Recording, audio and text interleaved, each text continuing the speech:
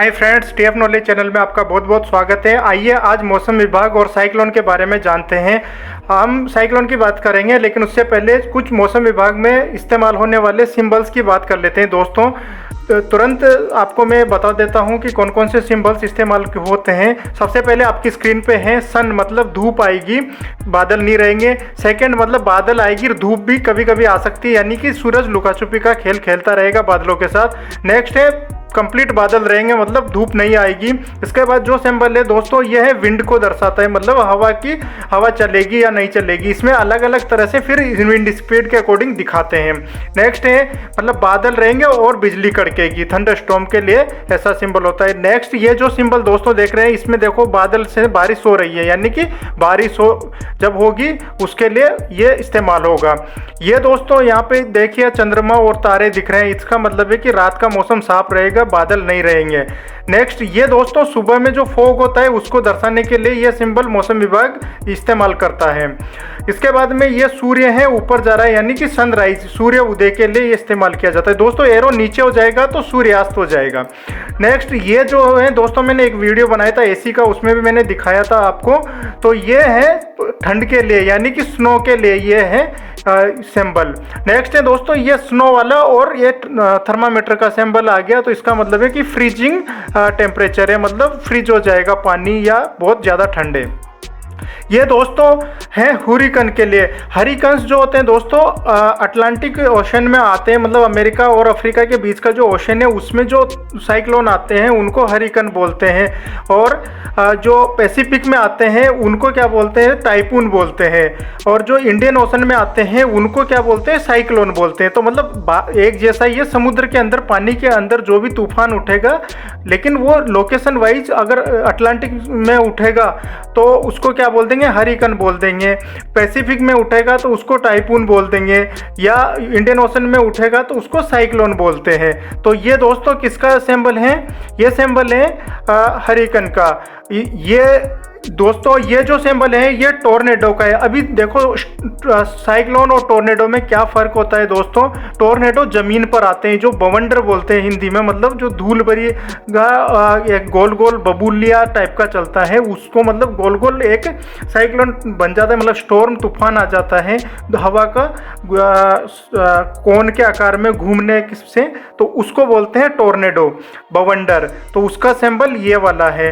Next दोस्तों ये symbol है साइक्लोन का, जो इंडियन ओशन में आते हैं, जो तूफान आते हैं, स्टॉर्म्स आते हैं, उसको क्या बोलते हैं, साइक्लोन बोलते हैं। तो दोस्तों ये थे सिंबल्स, आई होप आपको समझ में आए होंगे। अभी मैं बात कर लेता हूं दोस्तों हमारे आईएमडी के बारे में, इंडियन मेट्रोलॉजिकल डिपार्टमेंट, यानी कि भारतीय मौसम विज्ञान विभाग, आईएमडी। इसकी स्थापना दोस्तों अंग्रेजों ने 1875 में की थी, क्योंकि 1875 से पहले 10 साल के अंदर 3 तूफान आए थे बड़े बड़े, उसको से बहुत तबाही मची थी। तो उसको देखते हुए अंग्रेजों ने एक सेंटर बनाया जो कि मौसम का ध्यान रखेगा, उसको उन्होंने इंडियन मेट्रोलॉजिकल डिपार्टमेंट आईएमडी बोला। और उसकी स्थापना 1875 में कोलकाता में उसका कार्यालय स्थापित किया गया। उसके बाद में 1905 में उसको शिमला में शिफ्ट कर दिया गया, और फिर उसके बाद में पुणे में 1928 में आईएमडी का ऑफिस शिफ्ट कर दिया गया। फाइनली न्यू दिल्ली में 1944 में इसका कार्यालय को फिर से शिफ्ट किया गया न्यू दिल्ली में।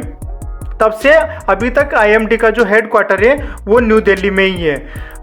तो दोस्तों इसमें जो आईएमडी होता है, जैसे कि भारत में इंडियन मेट्रोलॉजिकल डिपार्टमेंट है, वैसे पूरी दुनिया में इसका वर्ल्ड मेट्रोलॉजिकल ऑर्गेनाइजेशन होता है। मौसम विभाग का जो संस्था है वर्ल्ड मेट्रोलॉजिकल ऑर्गेनाइजेशन, उसका जिनेवा स्विट्जरलैंड में ऑफिस है दोस्तों। तो उसके रीजनल ऑफिस है पूरी धरती में, 10 रीजनल ऑफिस है, उनमें से एक रीजनल ऑफिस इंडिया को भी दिया है। तो इंडिया जो है वो अपना तो है ही, मतलब मौसम विभाग, साथ में ही वर्ल्ड मेट्रोलॉजिकल ऑर्गेनाइजेशन का भी सेंटर चलाता है।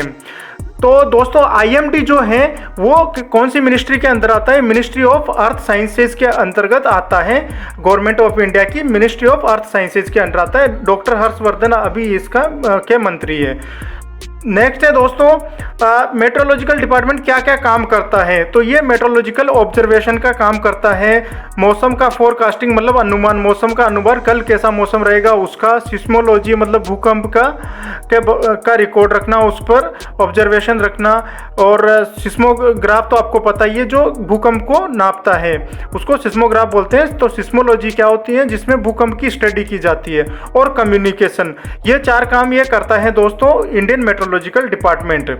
आइए दोस्तों इसके रीजनल ऑफिस के बारे में बात करें। इसका हेड ऑफिस तो न्यू दिल्ली में है, 1944 से ही, फिर आज़ादी के बाद से भी वही है।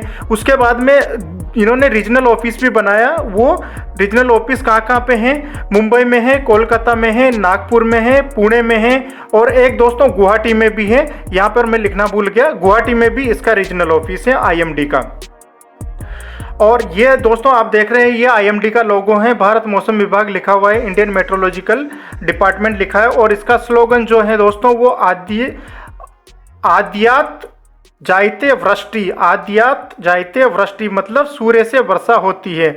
यह किसी संस्कृत की किताब से लिया गया एक श्लोक का पाठ है दोस्तों। एक्चुअली इसमें यह दिखाया गया है कि इस श्लोक में यह बताया गया है कि आप अगर अग्नि की वजह से धरती में पानी जो है वाष्प बनता है, फिर सूरज की तरफ जाता है और रास्ते में वो ठंडा होता है, ठंडा होने के बाद फिर वापस धरती पे ही आता है, यानी कि सूरज की वजह से बारिश होती है, इसका ये मतलब है। तो आइए दोस्तों नेक्स्ट है world metrological organisation. World metrological organisation जो है उसका हेडक्वार्टर दोस्तों जिनेवा स्विट्जरलैंड में है, और इसके जो रीजनल ऑफिसेज है पूरी दुनिया में 10 रीजनल ऑफिसेज हैं अभी तक, उसमें से भारत में भी एक है। तो भारत का जो IMD है उसमें भी एक सेंटर है, रीजनल सेंटर इसका वर्ल्ड मेट्रोलॉजिकल ऑर्गेनाइजेशन का है ना, उसको बोलते हैं regional specialised metrological centre, RSMC बोलते हैं, रीजनल स्पेशलाइज्ड मेट्रोलॉजिकल सेंटर। तो वो इंडिया के पास भी है, ऐसे अलग अलग जगह पे हैं।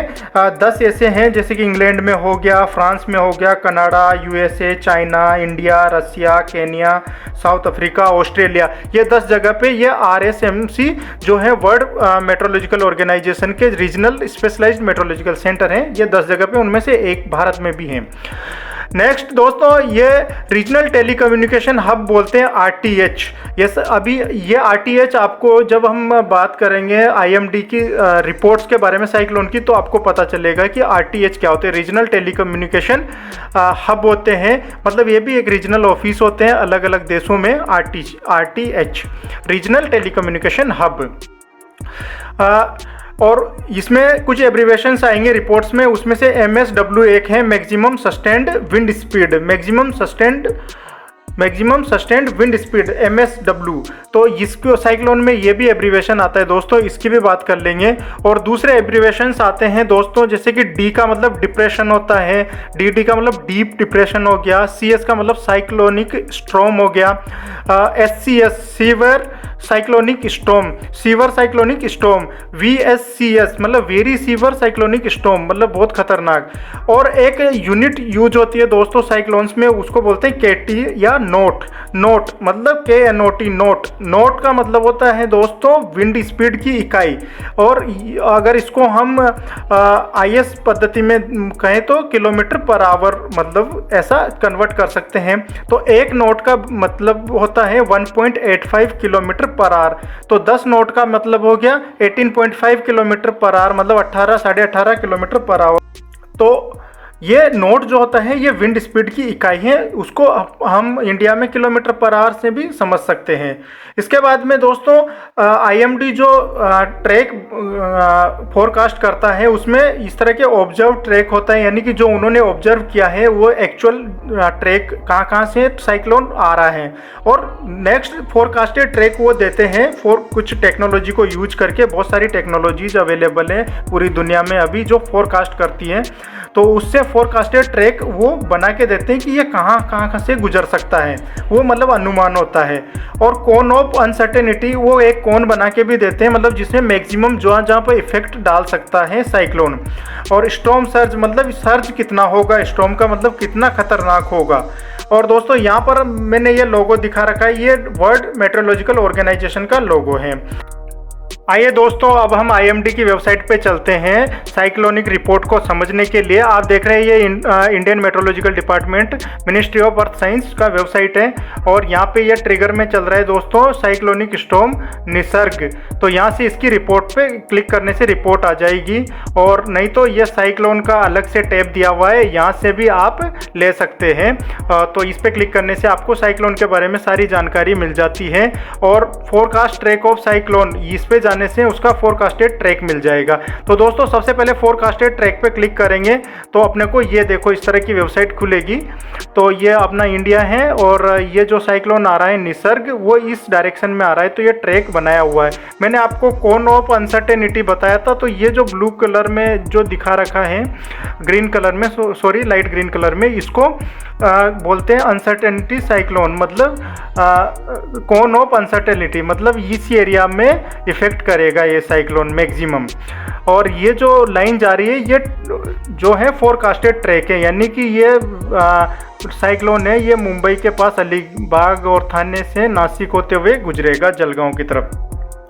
तो ये तो हो गया दोस्तों फोरकास्टेड ट्रैक। अभी वेबसाइट पे जाके हम उसकी रिपोर्ट देख लेते हैं। तो आप देख पा रहे होंगे कि ये यहाँ पे रिपोर्ट 21:50 मतलब 9:50 रात को जारी की गई है।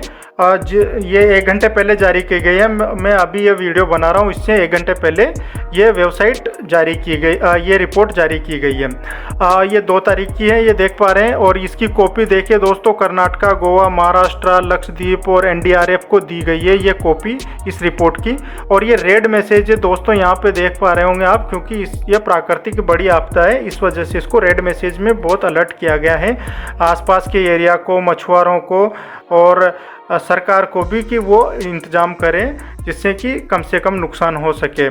तो आप देख पा रहे होंगे ये यहाँ पर देखिए 100 से कम विंड स्पीड है अगर km/h में तो साइक्लोनिक स्टॉर्म बोला जाएगा, 100 से अबव है तो सीवर साइक्लोनिक स्टॉर्म बोला जाएगा, और अगर 70 से कम है तो डीप डिप्रेशन, 50 से कम है तो डिप्रेशन। तो इस तरह से इसको कैटेगराइज्ड किया गया है अलग अलग नामों से, विंड स्पीड के तौर पे क्लासिफाई किया गया है, विंड स्पीड के बेसिस पे क्लासिफाई किया गया है। साइक्लोनिक स्टॉर्म क्या होगा, 100 से कम स्पीड होगी km/h में, 100 से कम होगी तो क्या बोलेंगे, साइक्लोनिक स्टॉर्म बोलेंगे, 100 से ऊपर होगी तो सीवर साइक्लोनिक स्टॉर्म बोलेंगे, और बहुत ज़्यादा होती है लाइक 150 km/h तो वो वेरी सीवर साइक्लोनिक स्टॉर्म होता है।